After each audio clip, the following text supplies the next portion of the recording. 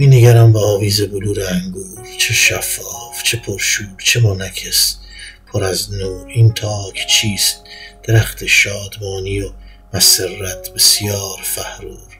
من ناهشیار خواب آلود، خسته و بیزور، چنان که صخره من را نیست پای پیش به سوی فتح غرور. چشم‌ها چنان باشد غرق، خمار مژه بر مژه می تازد تا که بدرود گویند مهمانی ناخوانده نور. دل را چه گویم گوش می سپارد به آهنگی، نمیدانم وی کجاها سیر می کند، اندکی هست همیشه مسرور.